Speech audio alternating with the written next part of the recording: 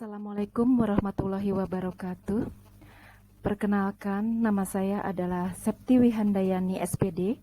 Saya adalah guru bimbingan konseling di SMKN 2 Bogor. Yang akan saya sajikan sekarang ini adalah pemecahan masalah pembelajaran tentang motivasi belajar rendah pada salah satu siswa kelas 12 TKPC semester 5. Adapun sumber rujukan permasalahan adalah yang pertama, laporan dari wali kelas 12 TKPC. Yang kedua, data perolehan nilai dari masing-masing guru bidang studi.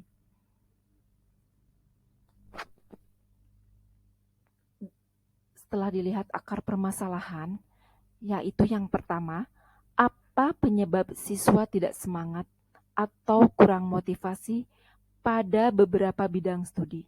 Padahal guru sudah menyampaikan materi dengan jelas. Kemudian, media pembelajaran sudah digunakan, tetapi siswa masih malas belajar. Deskripsi permasalahan. Ada salah satu siswa di kelas 12 TKPC yang mengabaikan pembelajaran, tidak mengerjakan tugas-tugas yang diberikan guru. Otomatis perolehan nilainya juga rendah pada beberapa bidang studi tertentu. Hasil pemecahan masalah. Setelah mengambil tindakan, yaitu memanggil orang tua dan memanggil siswa, ternyata diketahui bahwa orang tua siswa tersebut sangat sibuk. Hal ini diceritakan oleh orang tua tersebut bahwa ibu dan ayahnya itu bekerja. Jadi dari pagi mereka sudah berangkat bekerja. Kalau ayah pulangnya larut malam, kalau ibu mungkin agak sore ya. Tetapi setelah pulang kerja, ibu juga sibuk untuk mengurus pekerjaan-pekerjaan yang lain dan ayah biasanya tidur ya karena memang sudah letih ya, sehingga anak itu kurang mendapatkan perhatiannya. Berikutnya adalah ya tadi, otomatis kalau memang sudah sibuk seperti itu ya tidak mendapat perhatian yang cukup dari orang tua. Tidak banyak komunikasi yang dilakukan orang tua. Karena orang tua pun sudah lelah ya mencari nafkah, sehingga mereka lupa untuk sekedar menanyakan kabar hari itu kepada anak. Berikutnya adalah siswa tersebut butuh perhatian khusus dari guru bidang studi dan butuh pemberian layanan bimbingan secara intensif.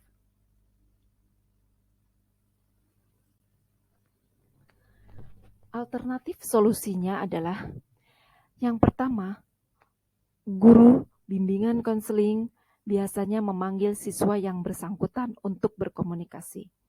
Jadi kita ajak ngobrol, mengapa di sekolah atau di kelas mengabaikan tugas-tugas, kemudian kenapa suka kadang-kadang tidur di kelas. Selain kita berbincang-bincang juga tentang keadaan dia hari ini, banyak sekali percakapan yang tentunya kita harus menggali tentang kondisi siswa di saat memanggil siswa tersebut. Berikutnya adalah dari guru bidang studi, memberikan penugasan yang menyenangkan sekaligus menantang kepada anak, sehingga akan menimbulkan semangat tersendiri kepada siswa tersebut. Berikutnya adalah memberikan layanan bimbingan pribadi kepada siswa untuk meningkatkan motivasi belajar dan kita memberikan penguatan kepada siswa. Lalu, tidak lupa kepada siswa tersebut, guru memberikan pujian, tepukan, atau sekedar anggukan. Itu adalah reward yang diberikan oleh guru kepada siswa tersebut agar lebih bersemangat untuk sekolah dan siswa merasa diperhatikan. Dan yang terakhir adalah memanggil orang tua siswa agar lebih memperhatikan anaknya, baik secara verbal atau tindakan yang membuat anak lebih bersemangat. Hal ini perlu diupayakan melalui beberapa cara. Yang pertama, orang tua memberikan waktu luang dengan berkomunikasi secara intens kepada anak. Ini dimulai dari pagi hari, misalnya ketika sarapan, ya, orang tua dapat berbincang-bincang kepada anak.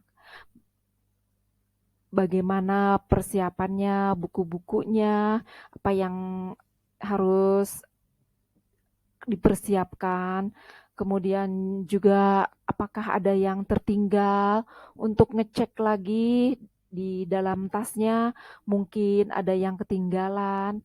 Kemudian salam kepada orang tuanya dan orang tuanya bisa memberikan perhatian berupa anggukan, pujian, pelukan kepada anak tersebut sebelum berangkat ke sekolah. Dan di saat pulang sekolah, tidak lupa orang tuanya juga menanyakan kabar tentang anak, bagaimana hari ini di sekolah, apakah menyenangkan, ada hal-hal yang menarik apa yang dia temukan di sekolah, bagaimana pelajaran hari ini, bagaimana tentang teman dan gurunya. Dan ini akan menambah semangat siswa bahwa dia merasa diperhatikan oleh orang tuanya. Jadi perhatian itu tidak selalu berupa hadiah yang berupa fisik ya, benda misalnya, itu tidak. Jadi hal-hal yang sederhana menjadikan perhatian khusus bagi anak. Berikutnya adalah guru bidang studi memberikan perhatian juga berupa pujian kalau misalnya anak bisa menjawab pertanyaan dengan baik, tepukan ketika anak sedang mengerjakan tugas, itu juga merupakan suatu reward. Atau anggukan atau menyemangati siswa ketika dia dapat bertindak sesuai dengan aturan yang telah ditentukan. Lalu sebagai guru bimbingan konseling, tidak lupa memberikan layanan bimbingan individual dan penguatan kepada siswa tersebut.